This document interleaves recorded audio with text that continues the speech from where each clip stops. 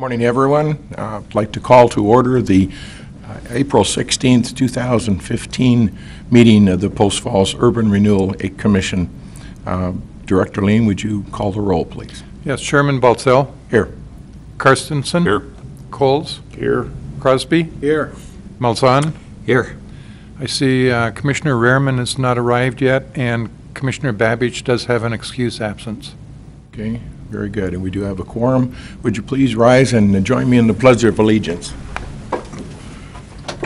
I pledge allegiance to the flag of the United States of America and to the republic for which it stands, one nation under God, indivisible, with liberty and justice for all.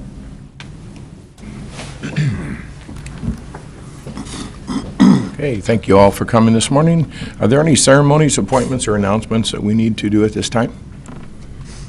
Okay, no. There being none, are there any conflicts that need to be disclosed by any of the members of the commission this morning for anything that is on the agenda?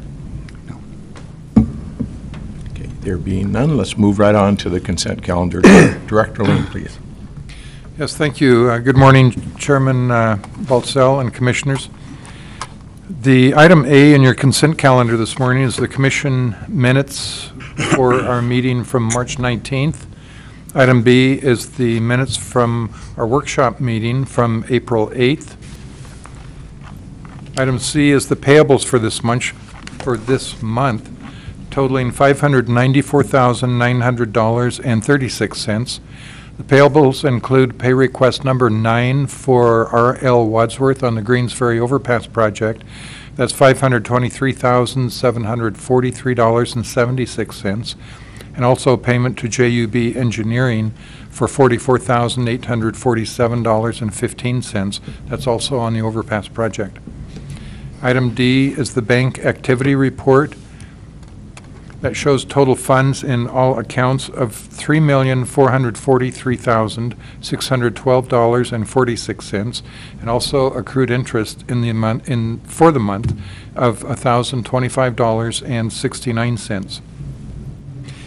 Item E in the consent calendar is the financial reports as of March 31st, 2015, and those are printed from our QuickBooks accounting system, and they will be posted to the website. Also included is a 6-month budget to actual comparison showing the total budget of $102,811 to date for 6 months and the actual of $111,430.15. The difference in costs is primarily in legal fees, and most of that amount will be transferred to district project costs in August. We have done that in the last couple of years.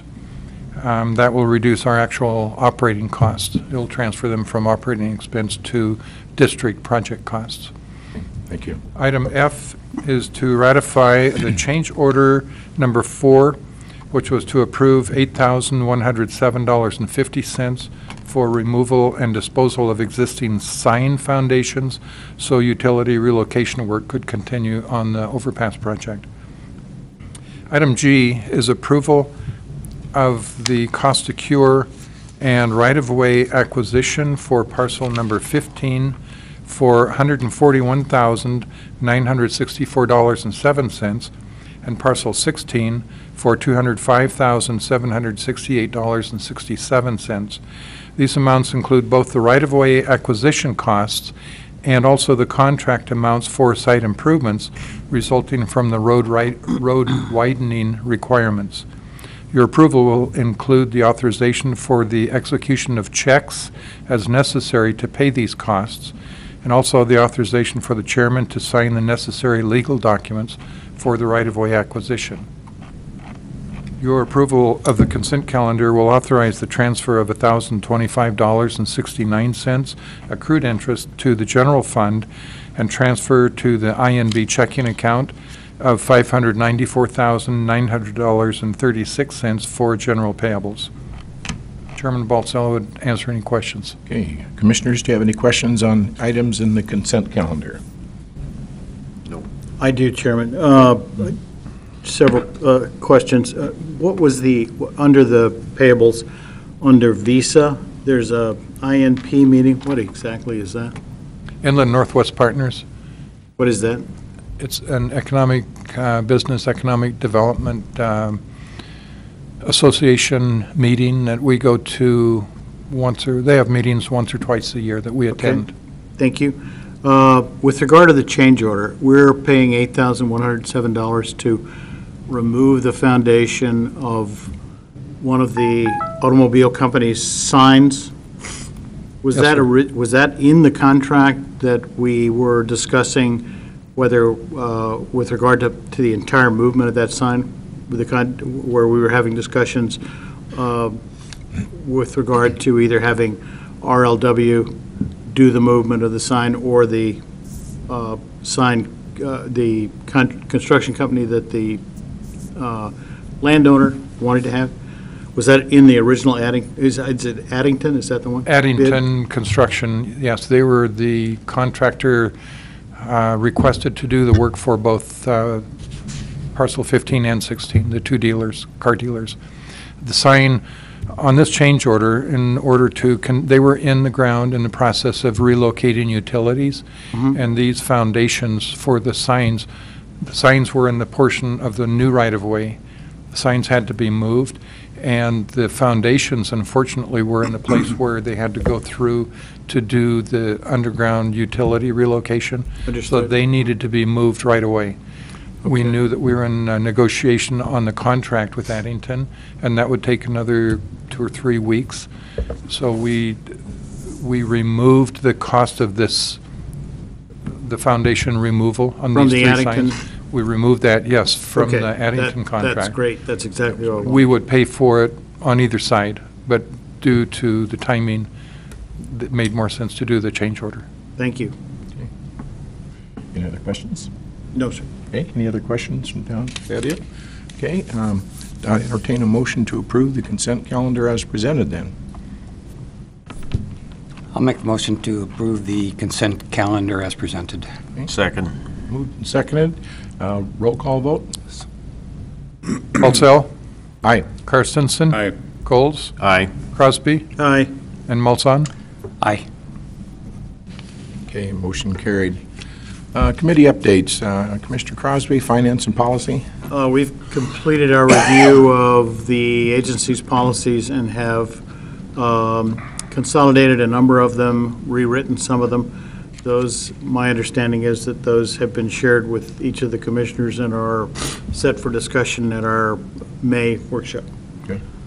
Very good. We're also in the process of reviewing the first quarter financials, Okay. and that should be done before that workshop. Okay, very good. Thank you. District Review, Commissioner Babich is not here at this time. They've been working on that. We're almost done, I think, with that. I don't think there's anything new. Does any of the committee members have any input on that? Okay. If not, Commissioner Carstensen, Communications, Property, and Personnel. We are in the process, are going to be in the process of finalizing the vacation policy. I've got all the information. We want to get it done before the workshop, next workshop. Very good. It will be discussed at that time. Yep. Okay. Very good. Thank you. Citizen comments. This section, the agendas reserved for citizens wishing to address the commission regarding any agency-related issue. Comments related to future public hearings shall be held for that public hearing. Persons wishing to speak will have 5 minutes. Do any of our citizens out in the audience like to speak? Doesn't look like it. Okay, moving on. Unfinished business. Greensferry Overpass report, please. Yes, Chairman Baltzell, on the overpass status, the March expenses, current month, I mentioned were $739,100.91. That includes $165,985 that was paid after the March Commission meeting, and $4,000 for the appraisal on Parcel 2. The $161,985 was for Parcel 17, and that was a required payment on the stipulation, part of the legal process that we had to do. Total expenses to date are $6,434,678.05. Regarding schedule, the contractor, R.L. Wadsworth, continues to work on the right-of-way in the areas both to the north and the south of the freeway. The River City Dentistry building has been totally demolished, and they are preparing to start the MSE walls on the areas both to the north and the south of the freeway. A news release was submitted on Wednesday, April 15th, outlining the following, and I want to take just a minute, if I may, to comment on this, just for the general public information. The schedule on the next step, large step on the overpass, is that the freeway will be closed from 9 o'clock at night to 6 o'clock in the morning on both Tuesday night and Wednesday night. This will be for the purpose of placing the girders over the eastbound lanes on Tuesday night and the westbound lanes on Wednesday night. So the timing on this is such that they'll close the freeway and they'll close it at Highway 41 and Spokane Street. They'll divert traffic between those 2 points. Traffic will be diverted to Celtice. There will be flaggers on almost all of the intersections. All the stoplights will be on a flashing red mode so that the cross traffic, there won't be green lights on the cross traffic. There will be manual traffic management out there. On the girders, placing the girders over Schneidmiller, we were going to do that Monday, but we moved that to Thursday. So that changing that part of the schedule will not affect the closure on the freeway. And on Schneidmiller, those girders will be set on Thursday, starting around 6 o'clock. After 6 o'clock, we'll close Greensferry and Schneidmiller right where that intersection is. And so if somebody wants to view that in the daylight, as opposed to when we set the girders over the freeway in the middle of the night, the girders going in over Schneidmiller, that process will be more visible. The closure of the freeway, because we're doing that work in the middle of the night, basically, we've got limited traffic disruption. Most of the traffic will be folks that are traveling through, passing through from east to the west. Very limited local traffic. So we have advertised in the newspaper. There is an advertisement. There's a notice, a press release in the Spokesman Review this morning. We've got electronic boards on the freeway and a lot of signage, stationary signage on the freeway.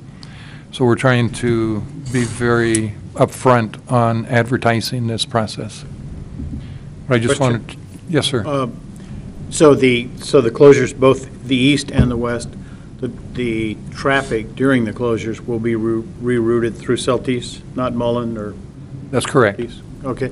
And the second question is, will the placement of the girders on Schneidmiller and Greensferry, will they impact access to local businesses along there, or will they be done in the middle of the night?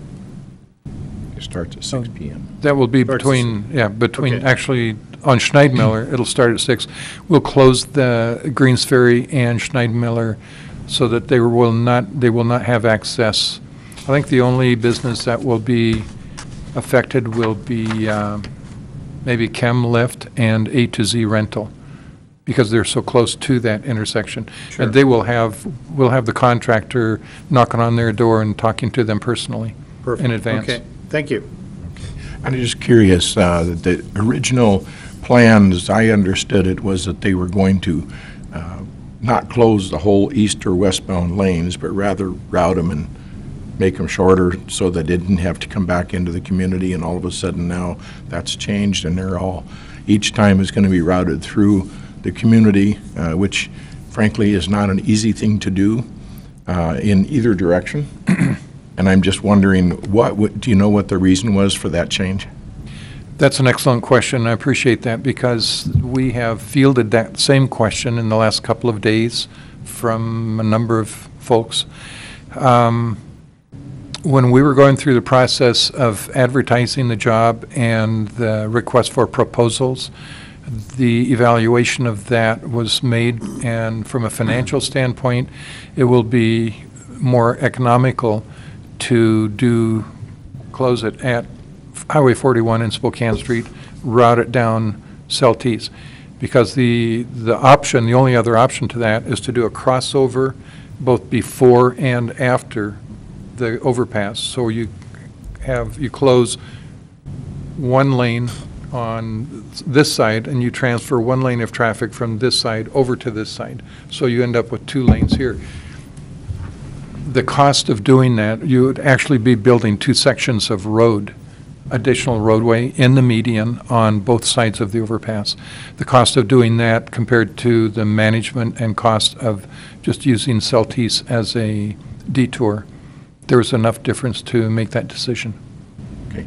And the reason I just asked, I'm concerned about that in that people that live here know how to get around, but the signage and the lanes and how they change and where you go here or there or where you go is confusing.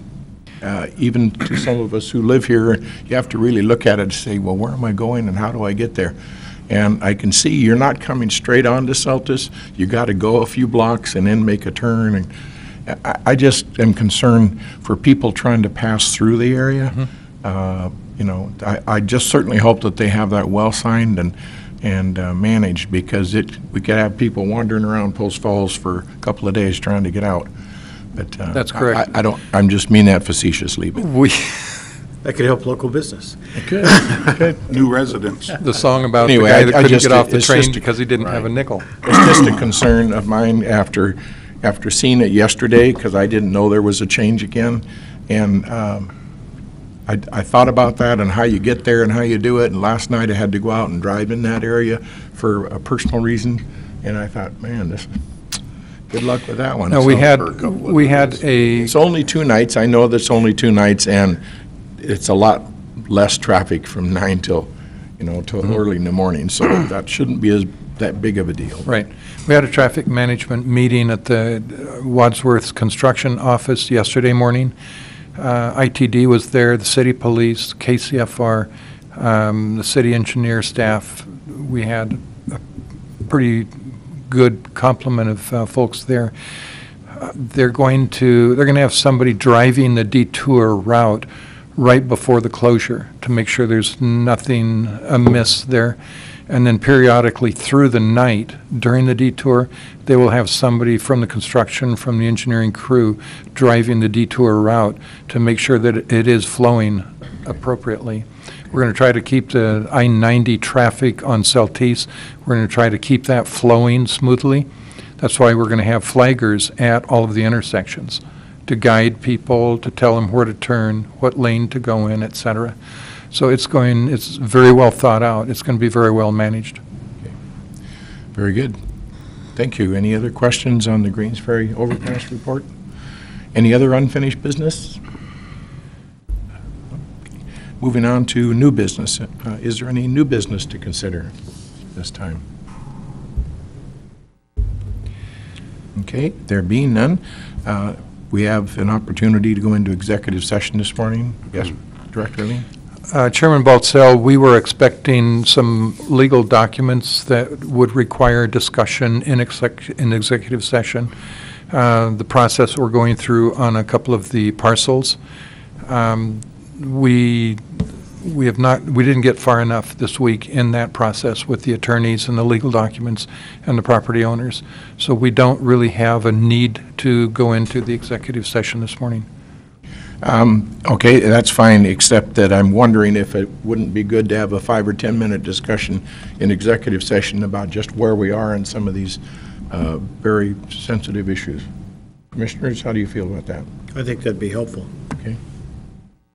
Okay, then I would entertain a motion to go into executive session for no more than 15 minutes. Mr. Chairman, I would move that we enter into executive session pursuant to Idaho Code Section 67-23451F to communicate with legal counsel for the public agency to discuss the legal ramifications and legal options of pending litigation or controversies not yet being litigated but imminently likely to be litigated in Idaho Code Section 67-23451C regarding acquisition of real property not owned by a public agency. Is there a second? Second. Okay, moved and seconded. We need a roll call vote. Yes. Baltzell? Aye. Carstensen, Aye. Coles, Aye. Crosby, Aye. Malzahn. Aye. Okay, motion carried. We'll be in executive session no more than 15 minutes, and we'll return to the regular session.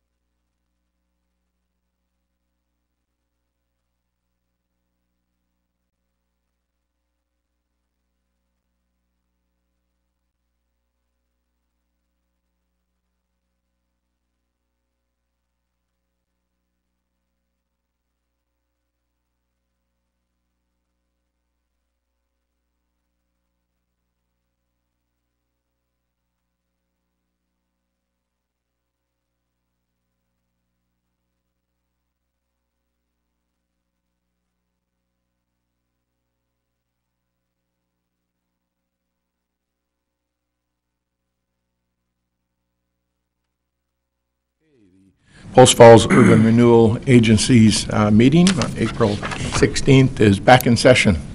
Sorry for the delay. We're about 5 minutes over, but we had some good things to talk about.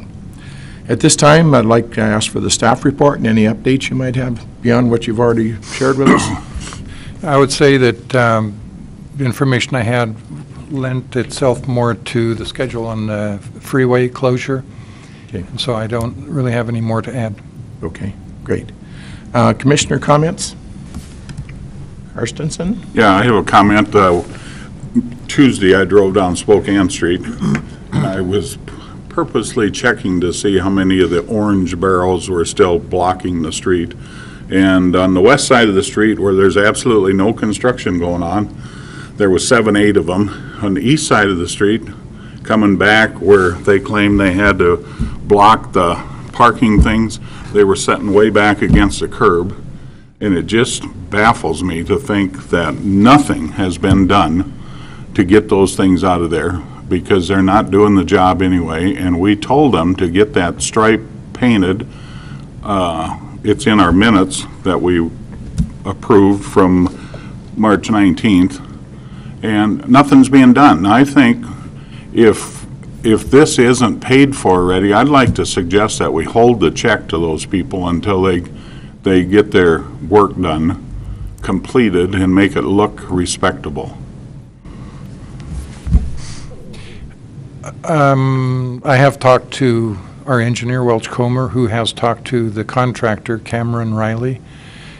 And because of the way that there is a lack of paint on the street to designate the parking spaces, or to show that it's not a driving lane. People are used to having that parking area, parallel parking area as it is today. They're used to that being a driving lane.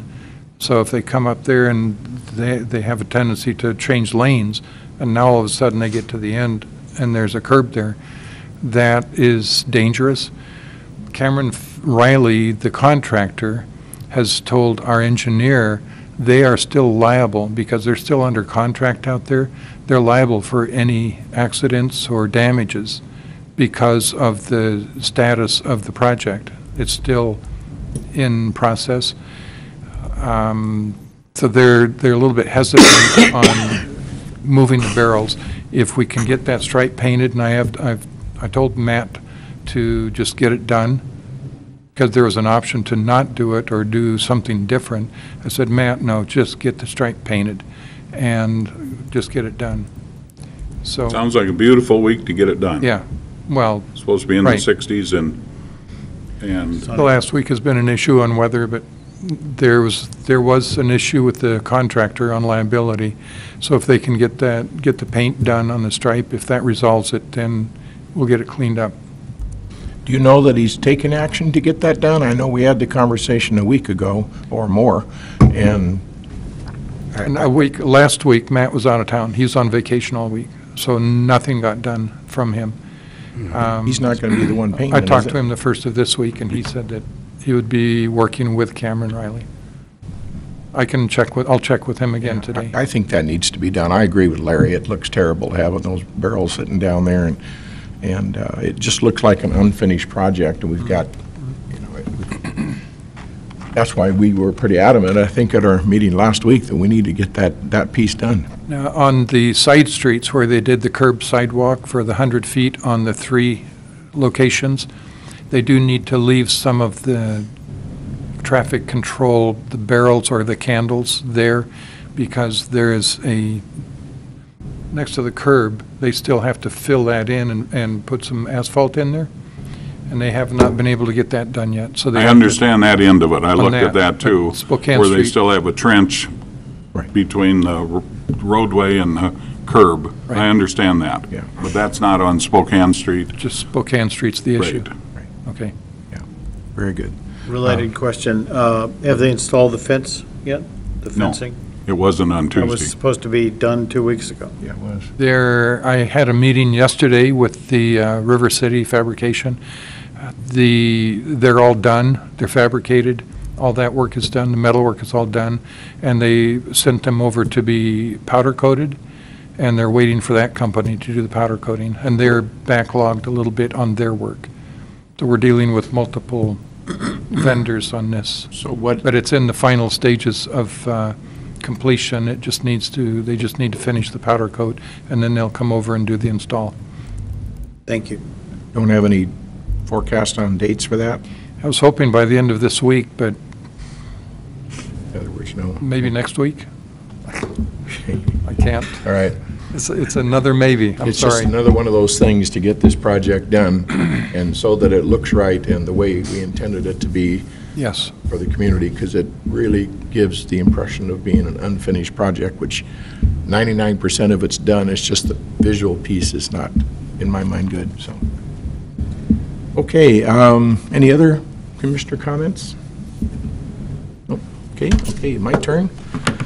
Chairman comments. The only thing I wanted to do was just to let you all know that Mayor Jacobson and our city administrator, Shelley, and one of the other councilpersons, Carrie Thorson, are meeting with three of us on the 3-on-3 meetings that we started at this past month. And so that there will always be, on a monthly basis, we're going to be meeting to just talk about how things are going, not to set policy or create something, but just to have dialogue on a regular basis. And so far, I think it's gone really well. The way I'd like to see that done, and that was really kind of dovetailing on what the mayor's decision is, and that is to not just have myself and Tom and one other commissioner, but rather to do it on a rotating basis so the commissioners all have a chance to sit in on 3-on-3, and I think the mayor intends to rotate the city councilman through the process as well. So my thought on that, to do that, rotate our commissioners monthly was too much. To do it 6 months or a year is too far. So in my mind, the way we're going to do this to start with is that each commissioner will be on for 3 months, and then it'll go to another commissioner. And the way I'm going to do that is the commissioner with the longest tenure, in this case right now it's Larry, he was in our meeting this month, and he'll be in the meeting with us for April, May, and June. And then we're going to go to the newest commissioner, which would be Tom, and that would be July, August, and September. October would be Samantha, and then Paula, Colin, Len, and then back to Larry. Now, thank goodness, so you don't have to remember all of that, Diane has put together a schedule, and will you email that to everyone? But I think that gives a good opportunity for all of the commissioners to have a chance to sit with the city administrator and the mayor and city council person to just have dialogue. And last hour and a half, Shelley, I think, and for the most part. And again, it's just kind of a how goes it on both sides. And I think that'll keep us more informed on what the city's direction is and what the plans are, or any issues that come up that we need to work on together. And the same thing with us, to be able to communicate back to the mayor and the city administrator and the council. And so anyway, we've started it, and we'll continue doing that as long as it's productive. And so far it has definitely been, and we dropped off of that for a year or two, and now is the time to get this re-energized and keep the dialogue flowing. Any questions on any of that? Diane, we'll send out the schedule, so you'll see when you're up. And if it's your turn and you can't for some reason, if we know about that, we'll just put a substitute in there. So I think that's going to be really helpful, and I'm glad that Shelley and the mayor brought this up as something we needed to get started again. So thank you, Shelley. Okay, if there aren't any other comments or questions, I'll ask for a motion to adjourn. I so move. Second. There's moved and seconded. We need a roll call vote.